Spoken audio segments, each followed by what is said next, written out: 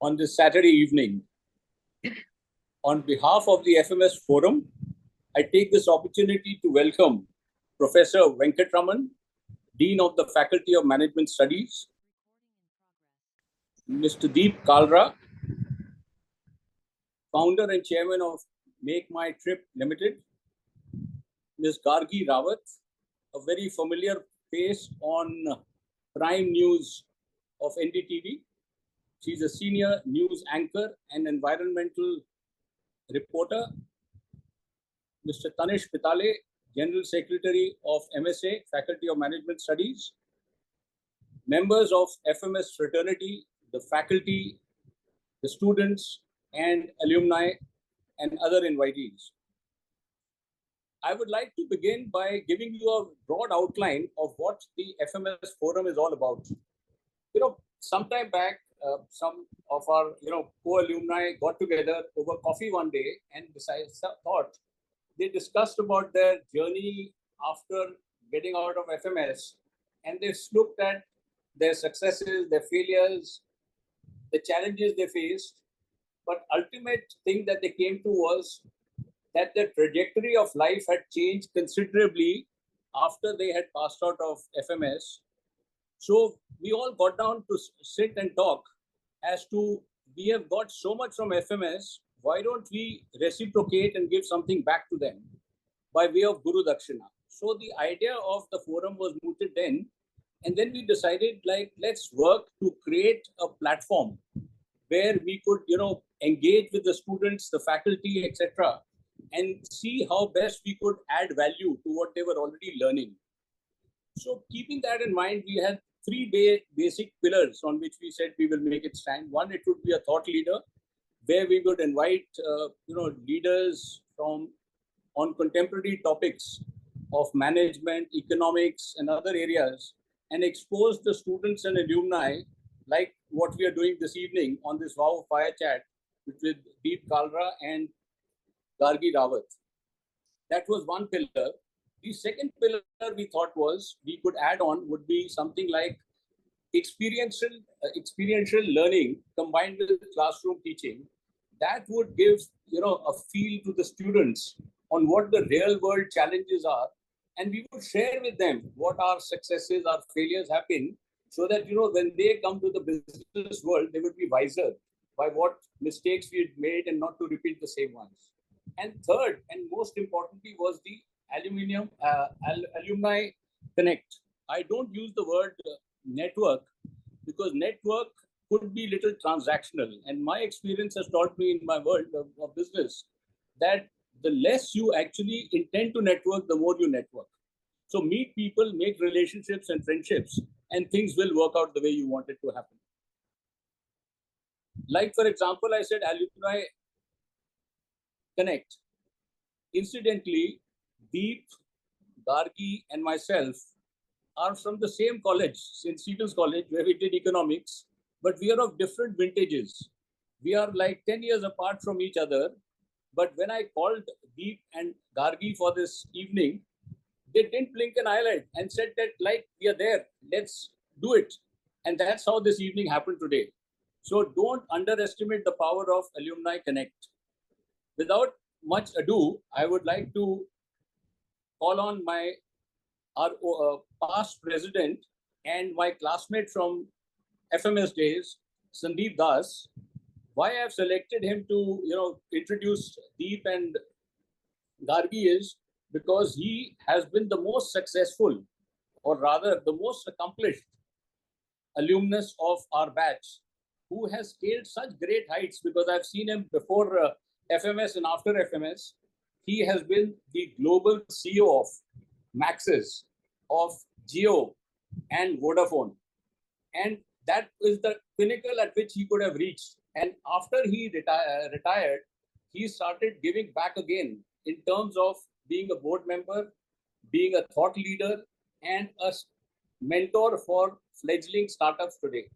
So I thought Sandeep would be the right person to introduce everybody. And thank you once again for being there. Over to Sandeep. Thanks.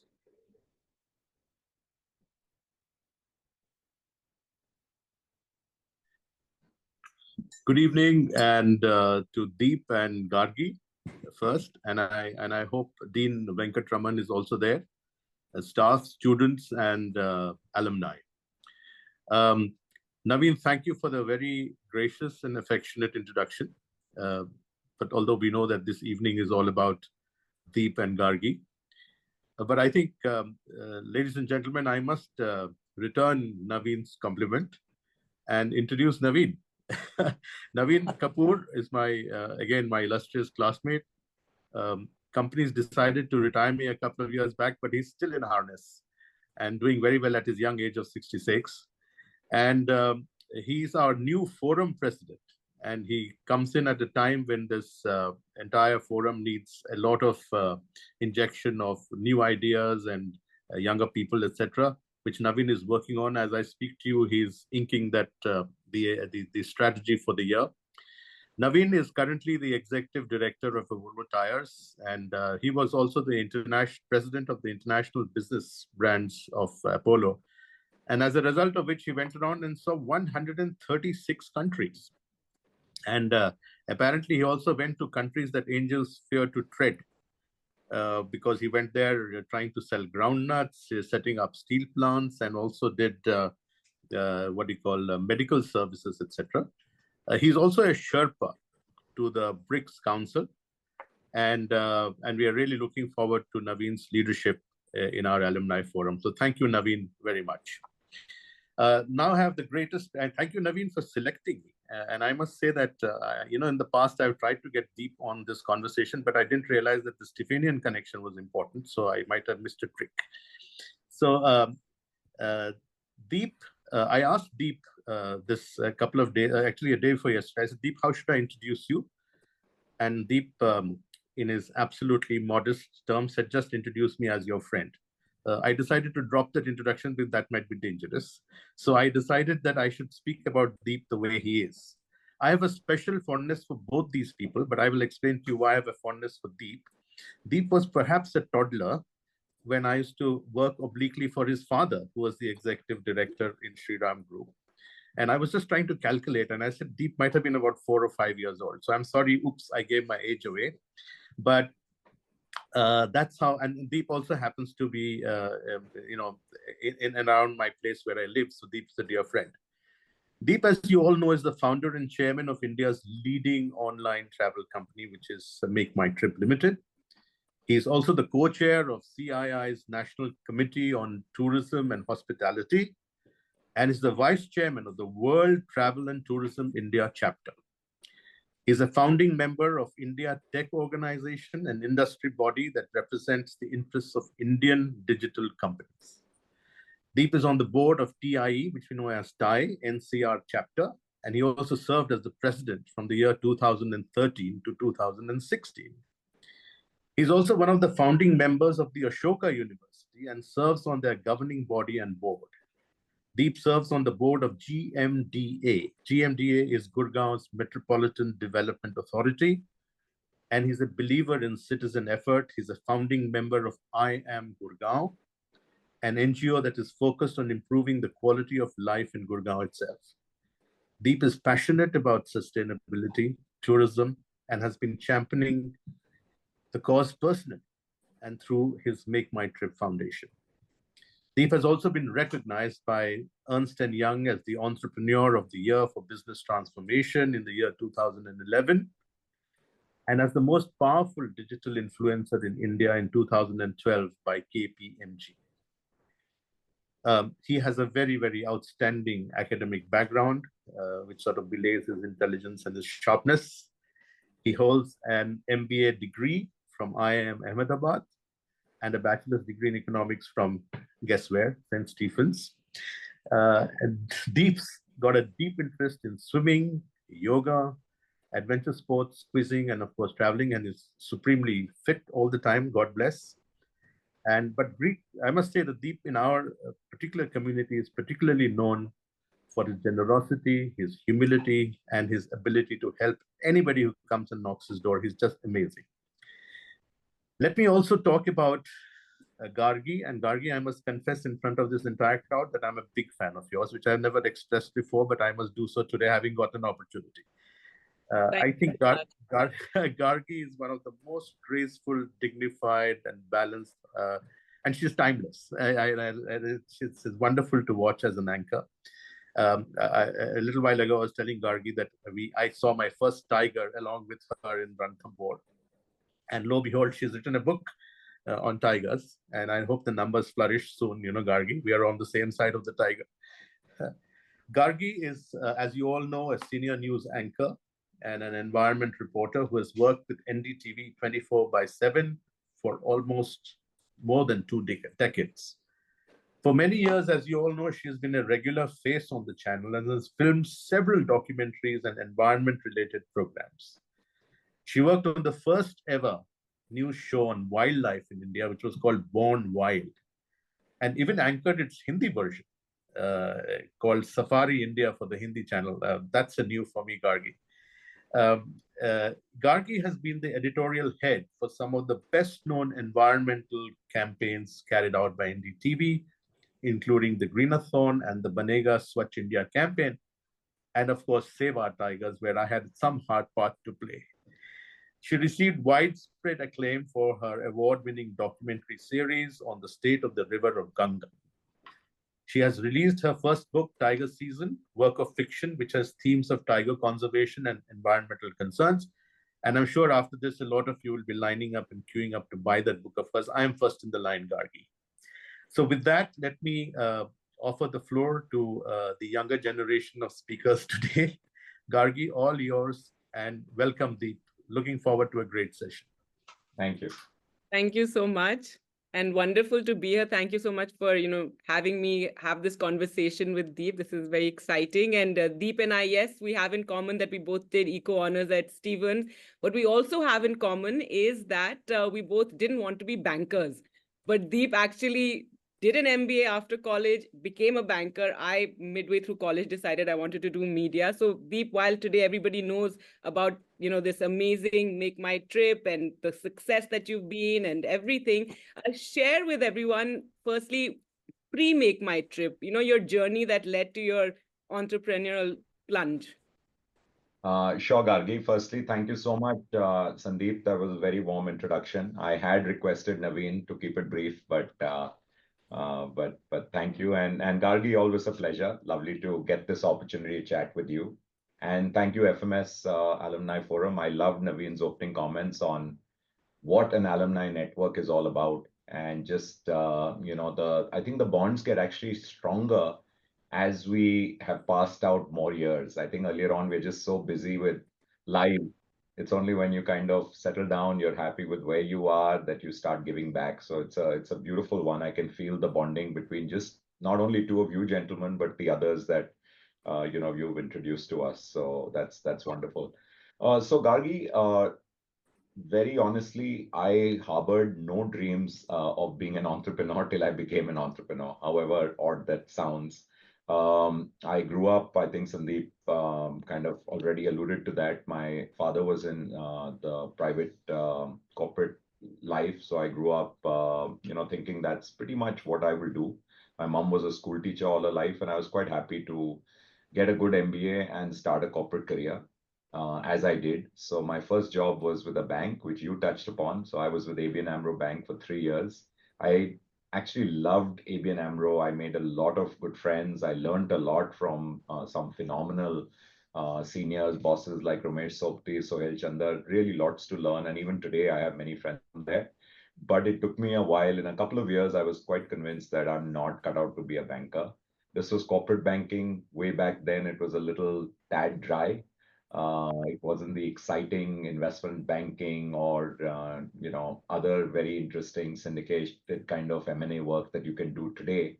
So I decided to get into more of a more touch and feel marketing job. I had a couple of offers, and I finally joined an American company called AMF Bowling, which didn't have a presence in India and wanted to set one up. So willy-nilly, I think I got into entrepreneurship because I was their first employee on the ground. I had to set up their business and I had to sell as many projects as I could, etc. I did that for 4 years. Financially, a disaster, but learning-wise, tremendous. I think I learned the ropes. I learned a lot of street smarts with them. given that I was dealing with people who were either landlords or, as I always say, in North India, purporting to be landlords. So met many people, learned all about, how everyone wants to do a JV with an American company. And even then, slow me, I didn't figure out that this is what I really should be doing, which is my own thing.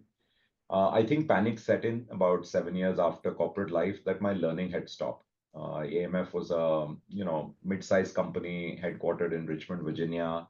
Not that much that one could learn from them sitting out here. So my panic was not what I was earning. My panic was that I'd stopped learning. And I said, what can I do to kind of catch up with, I guess, our peers? We all tend to look at our peers in terms of where they are, what they're doing. And I joined G Capital, which was very exciting, albeit not too long, just a year and a half. I had the pleasure of working with some of the smartest people I have come across, and including Pramod Bhasin, learned all about scale and how he thought about it.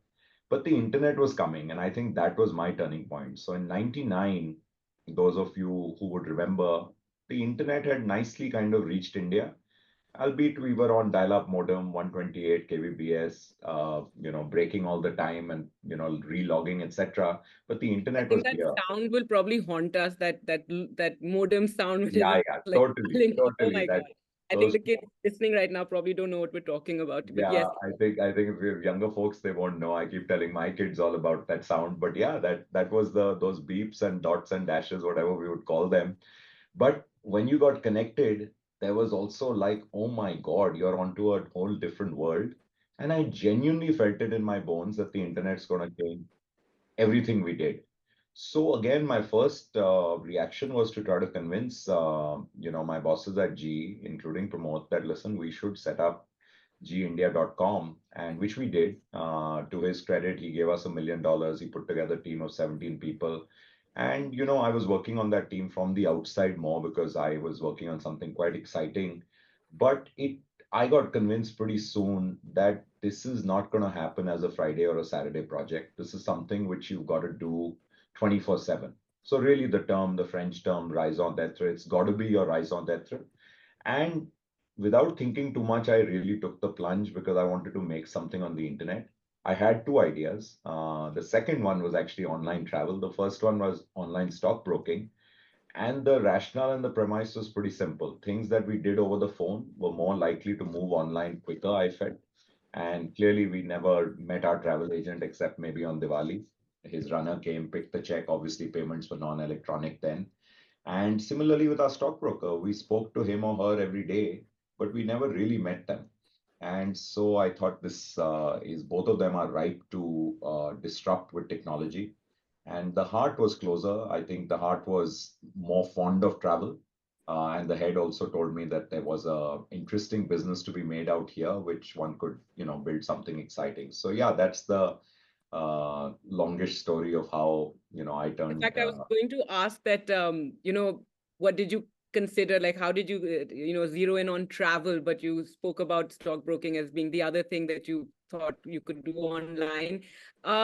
Now, Deep, tell us about the journey going forward, because you got funding, which was incredible, but then you faced a triple whammy, which was the dot-com bust, 9/11, as well as the SARS pandemic. It wasn't a really pandemic, but it was a big scare. I think it was a precursor to what we went through in COVID. But yes, so you got the funding, and then what happened? Yeah, no, absolutely right. I think it was a dream start, Gargi. I got funded on a business plan, had to give away a large chunk of the company, majority of it, but very interesting, bold fund called E-Ventures, which was half News Corp, Rupert Murdoch, and half SoftBank.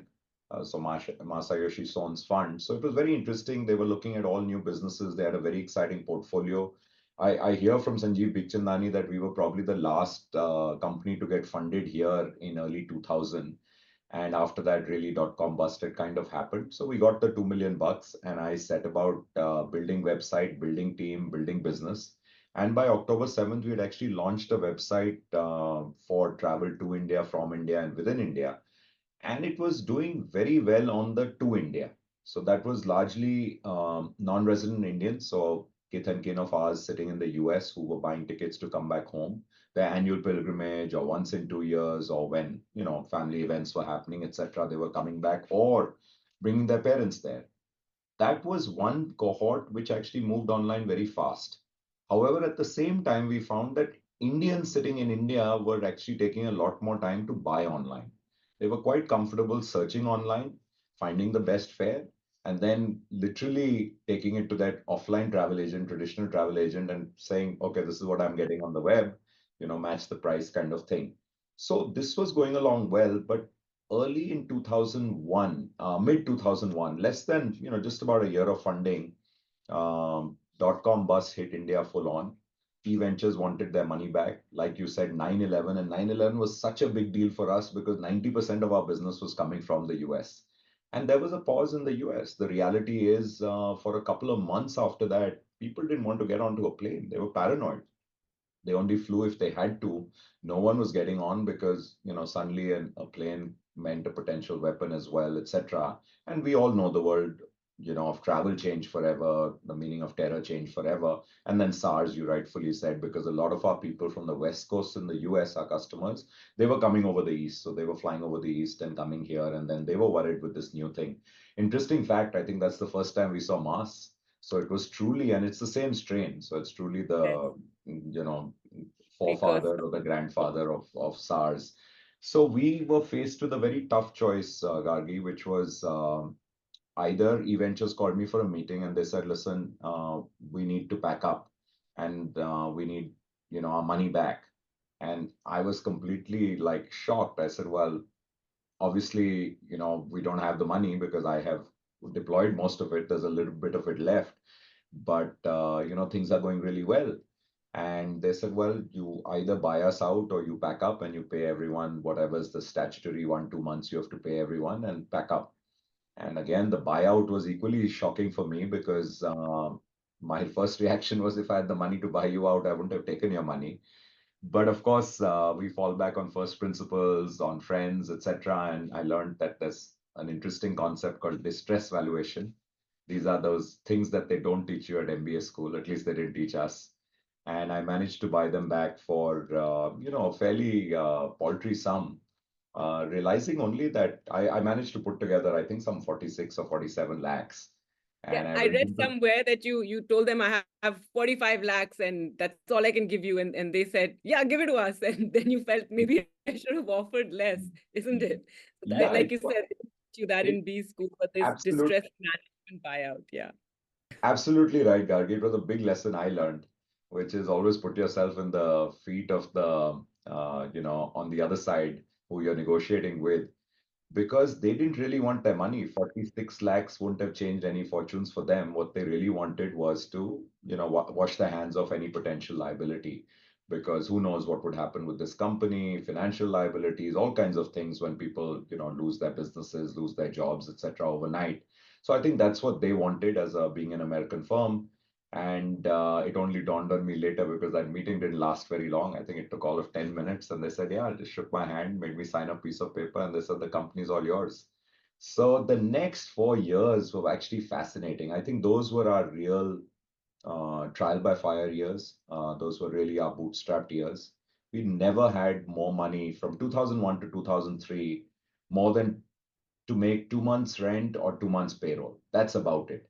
And very little marketing. I can tell you, forget 1 lakh, every 10,000 rupees in marketing was measured for efficacy.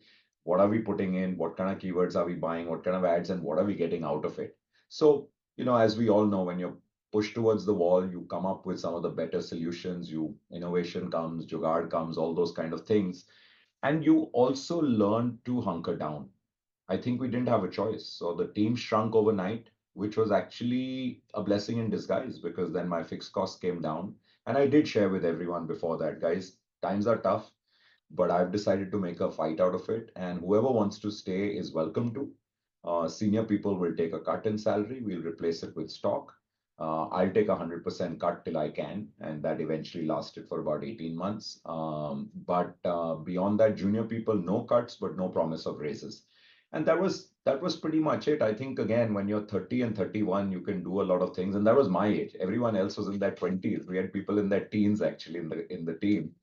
So we really did, I think, fight shoulder to shoulder, and we really were tested on our own belief in the company. And I don't say just my own, because I don't think I would have been able to reach where we are today without the support of that initial founding team, of which quite a few are still with us, and that's Yeah, just that's an amazing incredible. feeling. If It's you an could amazing share, feeling when you because, say that, you became smaller, you consolidated, you shifted your office, you went into some Okhla office from a fancier office, you spent nights at the office. If you could just share some of that with us, because I mean, everybody today sees Deep Kalra, the amazing, incredible Make My Trip, etc., but you did the work and, stuck by it. yeah, and like I said, you don't have a choice. It's very simple. It's survival. And this is that whole, default alive mindset which every entrepreneur needs to have, which is that, listen, we are going to survive. Why? Because we're going to, hunker down, and we're going to live through this time so that we can see better times, and times change. And I fundamentally believe, Gargi, that a lot of great businesses have not seen light of day because someone gave up too early. There was someone just saying, listen, yeah, it's a winter, I could be earning so much, my opportunity cost is so much, and all that kind of rational side of the brain talking, or their pressures, their genuine pressures, let's face it, of family and other commitments and EMIs and etc. So, I mean, I don't begrudge anyone. I just feel that if you can eke it out in other quarter and you see signs of, improvement, and those signs of improvement are very clear. What are your most important metrics? Of course, cash flow is important, but are you improving on conversion?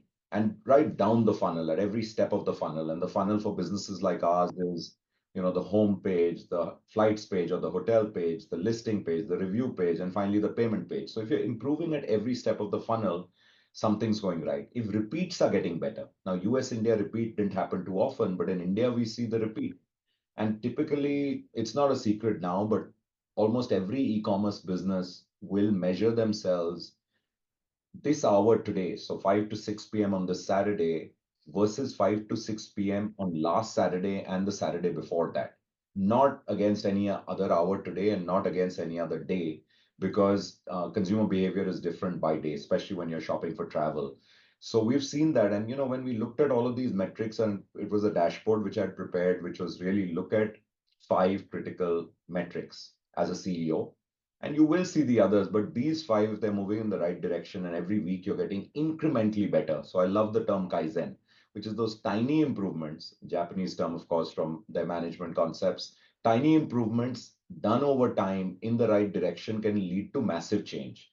And so if you're seeing that kind of stuff happening, not only do you rely on gut instinct in your bones, but it gets validated and backed up by we're on the right step. So yes, we shrunk to a tiny office, a mezzanine, on top of a Dharam Kanta. I don't know how many people know what's a Dharam Kanta, but it's a place where trucks get loaded in Okhla Phase 1, the non-cool Okhla. And it was 11 rupees a square foot. And basically, it was 8 feet high. So if I raise my hands, I touch the ceiling. Gargi, it won't work for you, but it works for me. Sorry.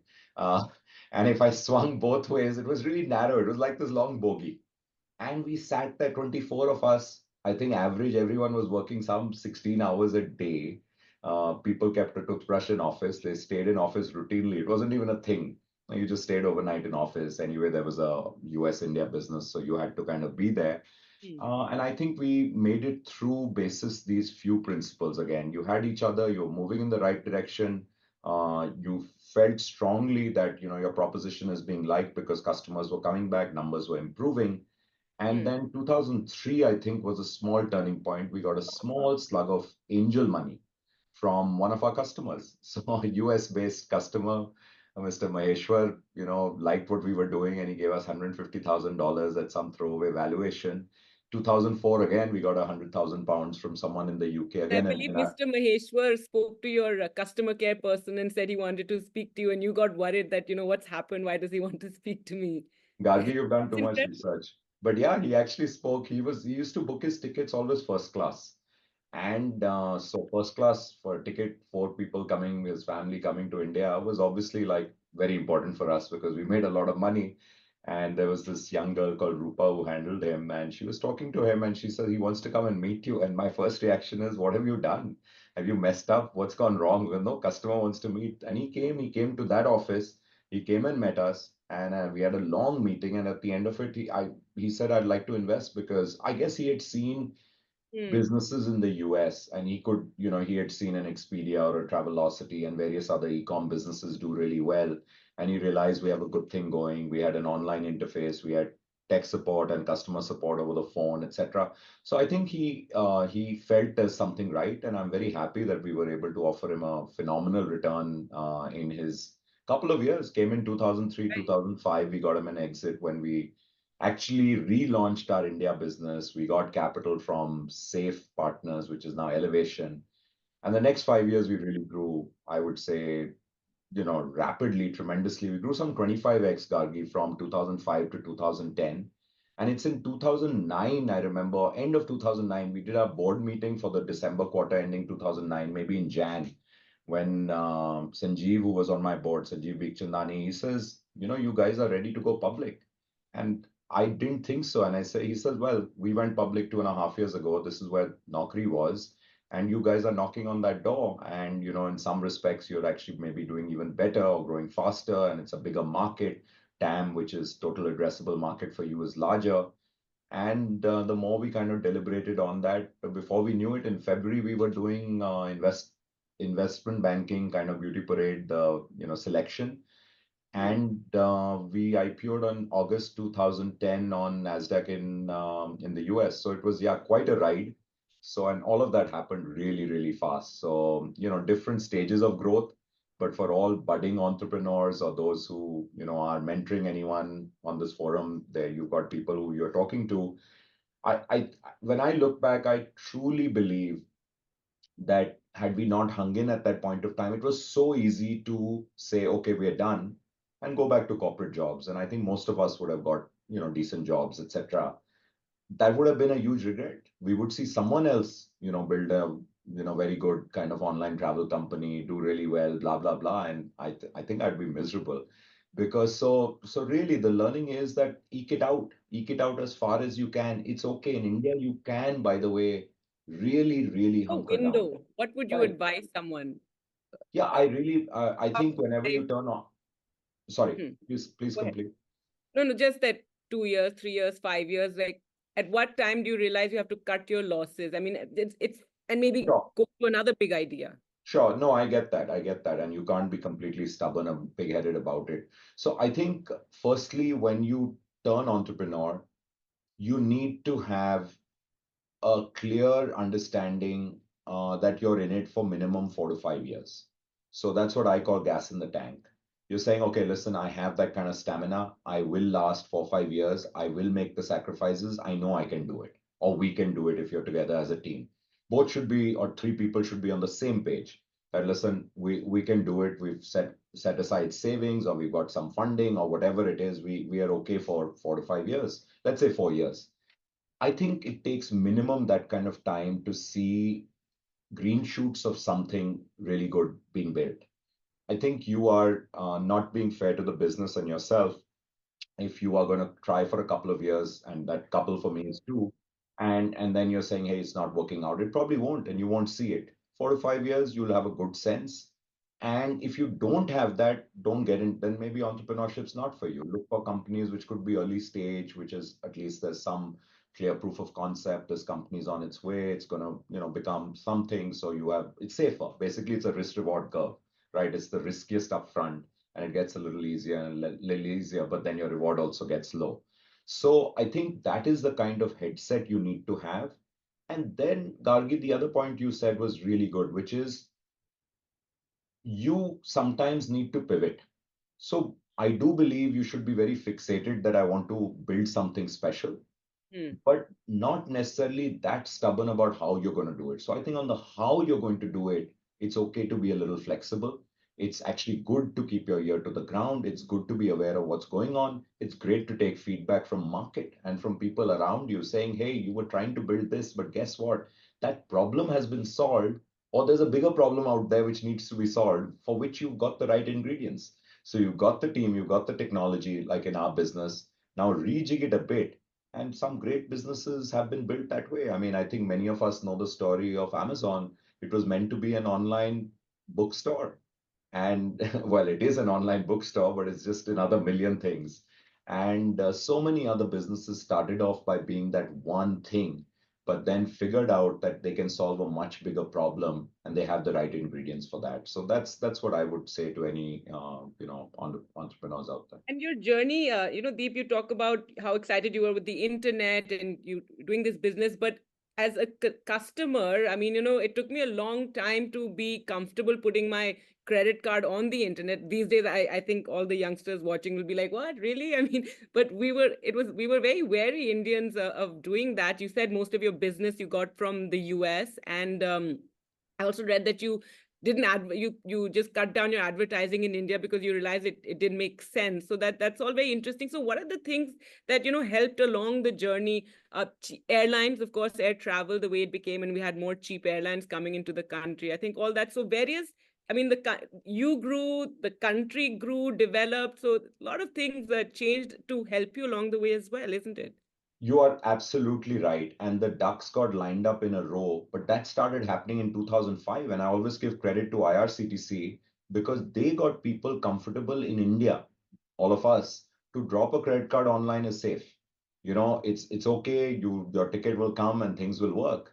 Prior to that, people were very concerned. Today, again, like you rightfully said, today it's a joke, right? I mean, what's the now the question is, how many different ways can I make this payment? And people are saying, today I had to make a payment to someone and they're saying, do you have Pays app? I said, well, I've got Google Pay and I've got, WhatsApp Pay, I've got Paytm, I've got all of that. I said, do you have Pays app? And I said, no, I'm not sure. I probably have it. I'm not even sure. But the reality is UPI has changed the game. Way back then, it was just credit card to pay online and with a lot of trepidation because you weren't sure if this is going to work or not. So I think things worked out, and that's timing, right? So we always say luck plays a part, timing plays a part, but only if you're willing to wait. I think things will change. And today we are probably in one of the best times. If you just look, ahead 10, 20 years, this should be India's decade or two, or decade as it's called by the techie people. It should be. But guess what? Something's going to go wrong. Today, I've seen enough of business. I've been out 32 years out of business school, and I can tell you, we'll see a cycle. So something will go wrong. I mean, the blackest of swans happened with COVID. Something else will go wrong, but cycles are getting sharper but shorter. So I think we'll also recover fast because just that's become the nature. The markets have that kind of depth in it. So things will go wrong, things will correct itself. And so for us, the next biggest crisis, which ironically wasn't existentialism. That was the case when we didn't have money.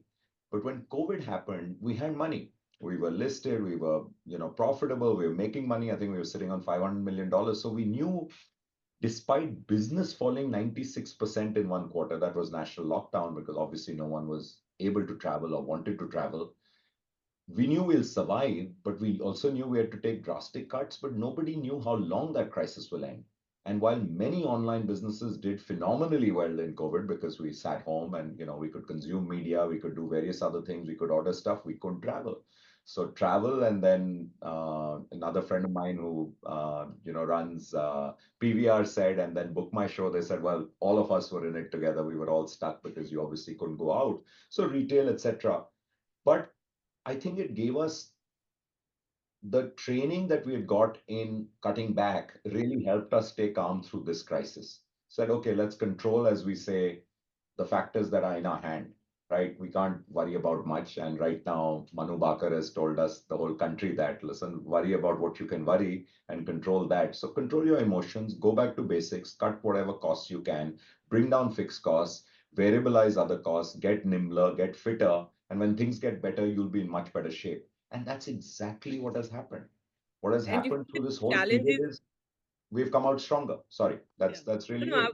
sorry, I was just going to say, you went through it with the dot-com bust and everything. And so do you think, just the ups and downs and just managing it all has helped you, stay the course and deal with each crisis as it comes? Undoubtedly. I mean, there's a word called inured, I guess, or you get tougher. What doesn't kind of kill you makes you stronger. But it's absolutely right. I think when you're battered, you learn a lot. I always believe that there's a huge value to failure. And we should not forget that. And failure is what teaches you, because you're only learning when you're down and out and you're failing. When you're winning, human nature is to have your head up in the clouds, and you don't look back and say, why did I win? You won because you were the best, or you were good, or whatever. But when you lose or you fail, that's when you reflect, whether it's business or it's sport or anything else in life, like, why did this go wrong? So I think if you learn from your failures, and that's something we use even at work today, which is, it's okay to make a mistake. Let's learn from it. And I always tell my colleagues that let's not make the same mistake again. And it's as simple as that. If you can learn from that and make sure that you take the necessary steps, and sometimes they take 6 months because it's sometimes a big architectural thing we have to fix. But if we don't make the same mistake again, then we're going to become a better company each time something goes wrong, because we're going to learn something. And I think we definitely wouldn't have survived COVID had we not gone through that initial trial by fire. Right. Questions I can see are coming in. So do guys just keep sending your questions. I just want one last thing, Deep, to ask you before I go to the questions that people are sending, is that what is exciting you now? Now, when you look at India, you said, the next decade, we're all talking about AI. What excites you right now? And also what is frustrating you about the India story right now? Like, where do you think we can, push Yeah. people and have them do better? Yeah, so I think I already touched upon the positives. I mean, honestly, not because I'm just, very, very proud Indian, but it's because of, I don't think today there's a better place in the world to be from a business point of view, right? Just in terms of future, in terms of potential for any business, but particularly for new age businesses, tech powered, tech enabled businesses, internet based businesses. And it's our basically our demographics. I mean, our middle class, etc. And of course, there are caveats around it, which we'll come to. But I don't think there's any other large market which is going to grow that fast. So hopefully, if things go on plan, so great time, economy does well, middle class consumption goes up, travel does really well, online travel does even better, market lever does even better. It's a very simple thesis in a sense, and it works for many businesses. I'm particularly excited on the tech side about the power of AI. I think what AI is going to do, despite the impact it might have on jobs, etc., but is going to just unleash so many more possibilities of what can be done, particularly in our business. So you will travel planning, which today sometimes can end up being a fairly tedious affair, but travel planning will get much, much, much simpler. Everyone will have a travel assistant on their own phone or whatever device you use. It may not be a phone. They will do that agent for them. Their AI agent will do all the grunt work, will give them all the options they want, blah, blah, blah, in a very conversational manner. I don't mean it as a plug for Make My Trip, but today you can book tickets in Hindi, you can book hotels in Hindi, English, spoken Hindi, English, both, and more languages coming on our app. And that's going to become very commonplace. It's cool today, it'll be the thing tomorrow. As we know, technology really catches up fast and becomes a big leveler. So that's going to happen dramatically. What I'm worried about on a macro scale, I think definitely is the risk that our demographic dividend becomes a demographic liability. Because if we don't create enough relevant jobs, and a lot of those jobs will not be cool, sexy tech jobs, they will be, for our country, they have to be, jobs across the spectrum of skill and education. If we don't have enough, then we're going to have a very different kind of crisis where we have millions and millions of unemployed people.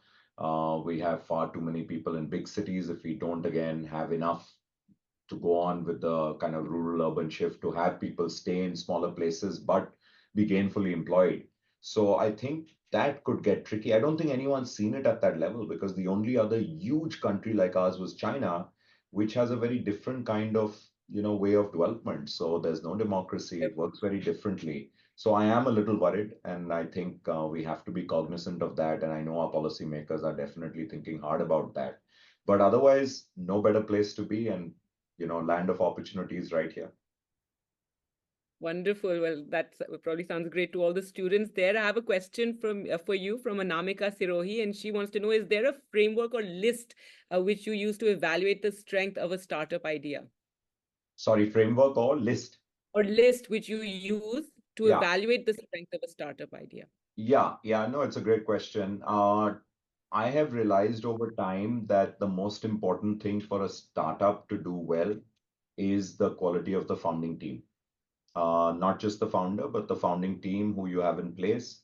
Reason very simple. I mentioned this actually earlier. Your business plan might change, your ideas might change, you might pivot.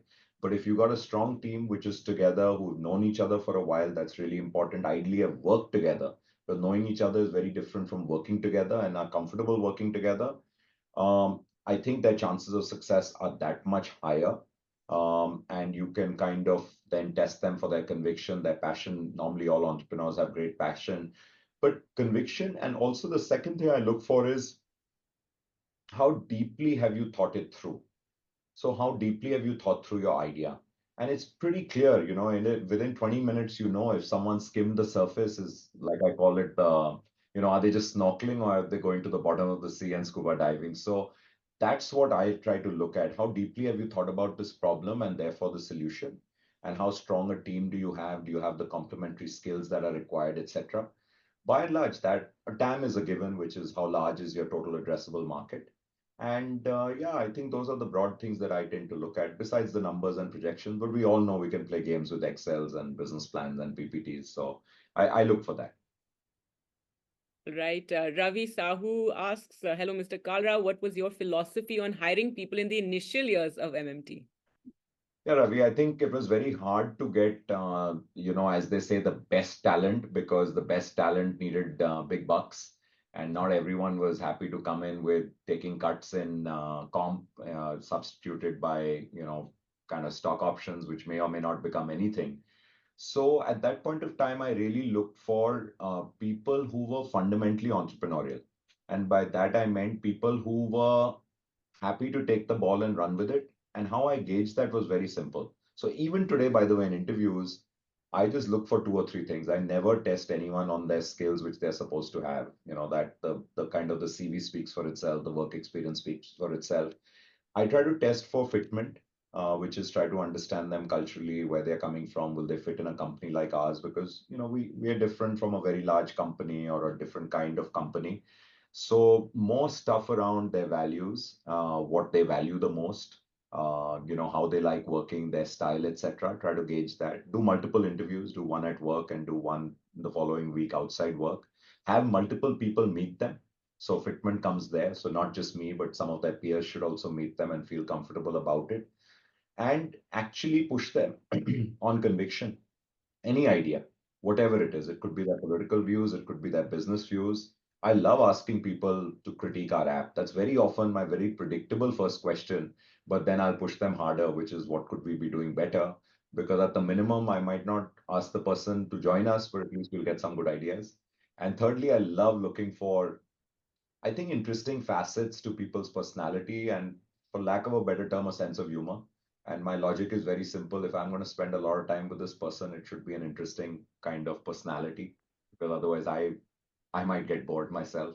So yeah, these are the simple things I look for, and that's what I look for. Yeah. From the early years when you had to try and, retain the talent or attract the best people that you could, and now you can just choose and decide, Not true, Gargi. I've seen big, really top-notch professionals are not cut out very often for companies like ours. Because I think companies like ours, it's not that watertight. Of course, we have 3,000 people, so we have lines of business, we have various departments, divisions. But a leader in our company is still someone who very seamlessly thinks beyond her own line of business and says, how is this going to impact the rest of the company? Is forever like thinking, oh, we could do this. And if you have a group of people like that at the top, and then that is the culture, then you really get people who I call order takers. And that's my other very favorite kind of thing, which is, in working life, there are two kinds of people, and there are order makers and order takers. And typically 95% or 98% are order takers, independent of level. You could be even a very senior person, but you're an order taker. You're waiting for someone to tell you what to do, and you'll do it very well, versus the 2% or the 3% who are order makers, who are saying, okay, listen, I get it. I've come into this company. I get it. This is what we're trying to do. And I don't need someone to tell me now. It's kind of obvious, because they're thinking all the time. They're thinking of what else could we be doing. Don't forget, in companies like ours, no one has set out a course and said, this is the playbook. We are not, we are not a large FMCG or a large automobile company or whatever else. We're not. So the reality is we are charting our own course. And at the end of the day, the best decision very often comes from people who are closest to customer and are willing to connect the dots in their own mind, which is, okay, customer's unhappy with this. Customer would probably like this. Let me do more work on this. Let me do customer lab. Let me do interviews and let me think of a solution. That's how our business works, actually. And then you get product people and tech people excited to build that for you. So very simple at one level, but initiative is the key. And people who take initiative are not necessarily that easy to hire, to be honest. The best of them are turning entrepreneurs themselves. All right. And I think your customer focus, customer first approach probably is, what helped MakeMyTrip, because let's not forget that there were so many platforms and so many died along the way over the years, and MakeMyTrip has just come out so strong. But another question, Vijaya Kumar is asking, what is your advice from your own experience for someone who wants to get into entrepreneurship with a great idea, but however has other commitments in the regular day job? What is the best approach before full-fledged entrepreneurship? Yeah, Vijay, it's a very good question because a lot of people try to straddle both. And I can tell you from experience, it seldom works out. Because remember what I said in my job in GE, I don't know if you were online then, but you got to do it 100% or 101% if that's even mathematically possible. Because the toughest thing is to go from 0 to 1, which is there's nothing and you have an idea and you build something. For that, you need to be all in. So, yes, there have been times where there's some one person, like 2, 3 friends are together and they're saying, guess what? Yeah, listen, 2 of us will quit. The third one will give nights, but will also kind of help us pay our bills. Can happen for a short duration of time. And then that person will also kind of, jump that ship and jump onto this ship. Can happen, but I don't think it can go on too long. If you're just one entrepreneur, you have 2 of you starting and both of you have a day job and you're trying to do something at night, chances become tougher. Why? Because again, you need to be doing this full time to really come up with something, because someone else is doing it full time in some other garage, and someone else has taken the hard call of saying, I'll go without comp because I have some savings and I'll manage. So that is what you're up against typically. And there are very few original ideas left. I mean, everyone is thinking and competing and That's the trying. worry. I always think about that are there any more ideas left? But I don't know, as you said, AI and Yes, whatnot. with AI, there's I think it opens up the realm, and even otherwise, I think these are not the big obvious ones now, Gargi. These are second tier, third tier, fourth tier. So they are, kind of niche today, but they'll become huge. So, take the example of, Instagram. Before it existed, people saying, what? We don't need another. We've got social media, we've got, Facebook, we've got this, and that's all that one needs. But they figured out that people actually want something cooler, faster, more kind of reelsy, etc. And that struck a chord and they started growing faster. So I'm just giving you an example, a very big one. But even smaller things. I mean, every day we are looking at people challenge. I mean, OTT platforms, you'll think you've seen the best, and then someone else will come up with a new feature and make it even easier, nicer, better recommendations. That's happening all the time. So you may not find a complete new device which will replace the phone as we know it today. The smartphone is a camera, is this, it's this and all. But wearables are getting bigger and bigger. Tomorrow they're talking about things which people will be probably putting inside the top layer of their skin. So who knows really? It's very hard to say that what will come next. I mean, I think pre-pandemic, many of us were quite happy with Skype, and we thought that was the coolest thing that happened. And today we're on a Zoom platform, and we're just saying, yeah, this is it, right? So things evolve and change in a fascinating manner. That's so true, because even in the newsroom, we always used to get guests to come in and be in our studio physically with us. And then Yeah. very slowly, we used to send our OB vans and have somebody. And today, it's just like you have people from all over the world joining you and just talking about it. Seamlessly. Yeah, Seamlessly. it's incredible. But earlier, I was just referring to your journey and how there were many other platforms that offered similar services. So what do you think set you apart, MakeMyTrip? And where do you think Yeah. these people fail? Like, did you look at them? Did you, try to see that what are they doing right or wrong, and then realize, where you guys were stronger? Yeah, sorry, I missed that responding to that. No, I think it's a good one. There were many. I think, Gargi, one of the things that helped us a lot was that we did not continue marketing in India when people were not buying here. So lots of lookers, very few bookers was a big cue for us that listen, then stop marketing, put off the marketing tap in India and focus on the market, which is buying. So I think we didn't resort to doing things like crazy discounts here because at that time, really, you had to, if you don't have money, you don't have, like the ability to throw away discounts, etc. So that was one. Secondly, somehow we never fell into this whole look at what others are doing. I think the North Star for me and for us was always what does the customer want? So even today, the best use of my time I found at work, and I urge others to do the same, is to spend more time with consumers. So which for us is the retail consumer, which is everyone on the call who's hopefully, a customer of ours or a potential customer, but the new variants. So, we tend to think that we know the customer. The customer's evolved a lot, is very different. As I always say, take a flight today, take a low-cost carrier flight to any international destination, and you'll see which slice of India is traveling. Very, very, very different, but they have the money, they want to travel. So to understand them, we set up customer labs. We actually work with marketing agencies and tell them we would like to meet cohorts of people who buy flights from us, but not hotels, who buy hotels from us, but not homestays. And we do a lot of homestays, probably more than anyone else, but we're today not known for that because it's a new thing. Or who buy hotels from us in India, but not necessarily international, or who book cabs from us coming and going to the airport, but not intercity.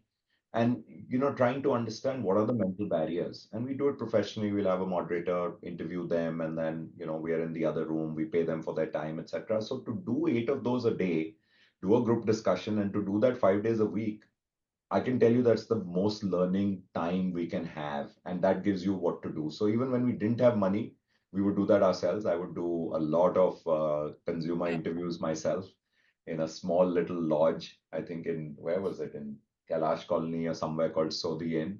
And it was good. It was interesting because we learned a lot, and that helped us that became our guiding light and our North Star, that this is what customers are looking for and this is what we're going to build, not because Deep or someone else in the team feels this is what we should be building.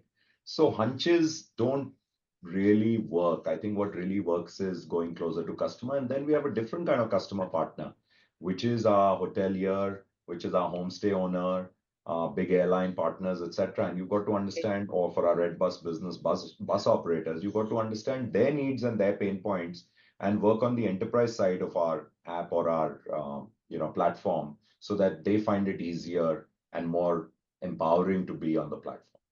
Okay, we have more questions. Prakrut Chauhan asks, is India IPO still on agenda for MMT, given that many domestic competitors have taken that route? I think we're quite happy right now with our US listing. Those of you following the stock would have seen we've hit some pretty, first time ever, very, very interesting high levels. So it's very hard to manage 2 listings. That being said, we're always kind of, looking at opportunities, etc. If that makes sense, at some point of time, we'll do it, but definitely not something we're actively thinking about given how well the stock is trading up. All right. Anamika Sirohi asks, with the college dropouts in India launching hugely funded startups, do you think mid-career founder stories like yours will still happen as often? Or is the idea bigger than experience or founder demographics? Wow. Lovely second question. Yeah, lovely second question, Anamika. I think really keen questions. Yeah, I think today, while people talk about a funding winter, but yet in the early stage, there are a lot of people there's a lot of money out there for the best plans. So, and there's no right answer. I can tell you for me, those 8 years of work experience really helped me building the company later on, scaling it up, attracting talent, retailing talent. I think it was really good. But the reality is that the best entrepreneurs in the world never work for anyone. They pretty much first thing out of school, even dropouts, they set up their own companies. Most of them were techies. So if you look at it, you learn along the way, and you can learn a lot from your own peers. You can learn a lot from your own people if you're willing to. And so there isn't any firm answer. If I was to give advice, especially to, the bright bunch like you, all of you got into FMS, are going to get out of here, I think a few years of WorkX will really help you, but it depends where you work. And I would encourage you to seek out places. If you have entrepreneurial dreams, then work for younger companies where you'll get exposed to many more facets. You'll be able to get founder time. You'll be able to be in the same room as some of the senior folks. I always believe one learns the most through osmosis, and you can probably do that, and then think harder about what you want to build. Nothing's going away. India's story is at least 20 years, but if you have something which is so, urgent in yourself, you can feel it in your bones that, listen, I just can't wait and I have it all worked out. Good luck, go for it. The younger, the better sometimes, because really you have lesser responsibilities. No, what's been interesting is, how we've also talked about the India journey with Make My Trip, because even at NDTV, let's face it, news television is really not happening anymore as much, and people are just getting all their news online or on their phones. Yeah. Yeah, so even at NDTV, when we started our .com, at that time we were like, oh, what is this? And Dr. Roy would tell us you must write your stories for the online as well, and it seemed like such a chore. And cut to today, when people are more interested in pushing their stories online rather than doing their pieces on television. But That's what another people are consuming.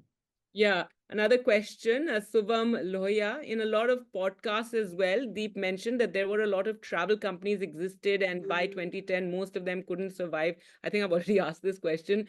Today, also, we are in a similar space where a lot of small players are making their way. How does MMT Deep see this another 5 to 10 years down the line? Yeah, and if there's one thing which might be keeping me or my co-founder Rajesh up at night, it's probably this. So, clearly thinking about how will we stay not just relevant, but hopefully market leaders 5 and 10 years down the line. And I think for that, you've got to really try to kind of see how the landscape is changing, the new technologies that are coming on the scene, how you can be ready for them. So as I think Wayne Gretzky rightfully said that, be where the puck is going to go. It's an ice hockey metaphor, but and that's really very often what it is. Like how you place yourself and position yourself is where things are moving, but you build for that. So a big seminal moment for us was when mobiles came on the scene, smartphones came on the scene, and we had, a few hundred people then working entirely on web. And some people were saying, let's put 10, 20, 30 people on mobile. But we took a very hard call and a very risky call, which is stop all web work and put everyone on mobile. And I think it paid off because then that's where all the business was. That's where people. So that's a great way of thinking about now. AI is, do you put everyone on AI or do you still keep some projects going? So, the reality is none of these answers are binary. It's not black and white. I think every situation demands a different thing, but it's about how close you are to the problem and how quickly can you respond. And therefore, 1 year always listening to consumer, one eye there and one eye, looking at what's happening today. And then the third eye, if there is one, really kind of taking the leap out and saying, how do I look ahead 5 to 10 years of where things are going to be and how do we get ready for that? And then deploying your resources in accordance with that. All right. Yes. So, like we said, you talk about pivoting, and I just told the NDTV story, and how now today our .com is even bigger. And just for the young people listening, I mean, we're also again talking about social media, how things have changed, and I think even if as a news anchor and somebody who's been observing politics, I saw that in the with our prime minister in 2012, how he embraced social media, and the Congress was just they used to be quite they downplayed it, and they didn't realize what a game changer it was in terms of reaching out to young people. And so this is what you're saying, that one has to know what is happening and look into the future and see what's going to become big. And I always see that as a big example of, even in politicians and political parties, you have to be on the ball, and the Congress couldn't adapt and change, whereas Narendra Modi, not even the BJP, it was him. He, really, like, and his team, and got really on it. And lo and behold, we have what we do today. So one is That's a what. great example, actually. You're so right, Adi. I think it's about just being alive to how, where people's, what they're consuming. So anyway, now do we have any more questions, or are we like now at the end of this session? I think it was 6:04. Any other questions, or yes, you can give more questions, I think. We have more time. I'm not sure what time. Were we meant to end at 6 or later? I think we have Naveen back, which means... Yeah. Thank you. I would like to invite Tanesh Pitale, the General Secretary of MSA, Faculty of Management Studies, to propose a vote of thanks. But before that, I must tell both or the entire participants here, it's one of the most inspiring journeys that we've heard of from you, Deep. And, of being hanging in there. You've traveled very far from the Dharamkanta, Okhla days to where you are today. Right. If I could, sum it up in just, I don't want to steal the thunder from Tanesh because he's had lots to say, hang in there. You also said that if somebody has overnight success, that means he's put in 20 years of very hard work before that. So that's very, very inspiring story. And before I ask Tanesh to propose the vote of thanks, I would like to propose a vote of thanks to Tanesh, because I've just taken over as the president of the forum last Saturday. And between last Saturday and this Saturday, we've had several interactions, and the enthusiasm that Tanesh and his team of young students have shown is really, really fantastic. Hats off to them. And I am sure they must have gained a lot from this talk today. Thank you, Gargi, and thank you, Deep. Over to Tanesh, please. Thank you so much, Naveen sir, for those kind words. As always, the students of FMS and the MSA are grateful for the FMS forum and these wow lectures. They truly are words of wisdom. Talking about the session today, I would like to start off by thanking Mr. Deep Kalra for the insightful words that he shared with us. It was really eye-opening for me learning about not just your entrepreneurship journey, but also how you spoke about your entrepreneurship journey and how you can go about starting through that. It was really lovely to hear how you persisted with your idea and your belief and your passion through so many different challenges, like you mentioned, like the dot-com bubble, the 9/11 attacks, and also the pandemic, which was some really great challenges which you rode through, and now you've borne the fruits of success through that. Finally, I would also like to thank Ms. Gargi Rawat for organizing this and hosting this session for us. I believe everyone on this call from FMS who's going to be the future business leaders in India's decade, as Mr. Kalra said, have gained a lot of insights, and we look forward to many such sessions hosted by the FMS Forum. Thank you so much. Thank you very much. Really enjoyed it. Thank you.